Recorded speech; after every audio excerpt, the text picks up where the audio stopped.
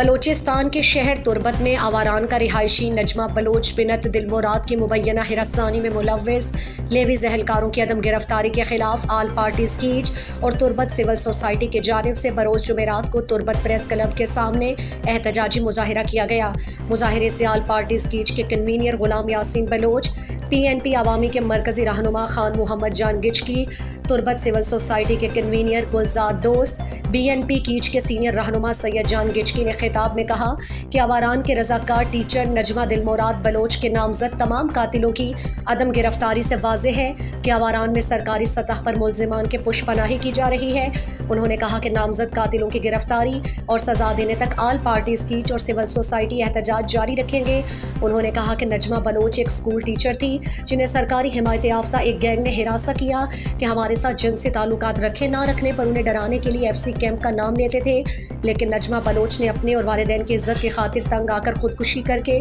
اپنی عزت بچا لی۔ انہوں نے کہا کہ بلوچ کی ننگ و ناموس کا مسئلہ ہے، ہماری زندگی اور کاروبار اس ملک کے حکمرانوں نے تباہ کر دیے، یہ لوگ بلوچ کی غیرت کے پیچھے پڑے ہوئے ہیں۔ ہم نجمہ بلوچ کی تعلیمی اور قومی خدمات کو سراہتے ہیں کہ انہوں نے تنخواہ اور مراد کے بغیر اپنے گاؤں کے بچوں کے علم کی پیاس بجھانے کی کوشش کرتی تھی۔ ان کو ٹیچر کی ملازمت دلوانے کے بجائے سرکاری وردی کی آڑ میں انہیں جنسی طور پر ہراساں کر کے اپنی جان دینے پر مجبور کیا گیا، لیکن ریاست ایس پی آواران اور ڈی سی آواران بے بسی اور بے حسی کا مظاہرہ کر رہے ہیں جو قابل مذمت اور شرمناک ہے۔ مظاہرے میں ایک قوم پرست پارٹی کی عدم شرکت کو ہدف تنقید کا نشانہ بنایا گیا۔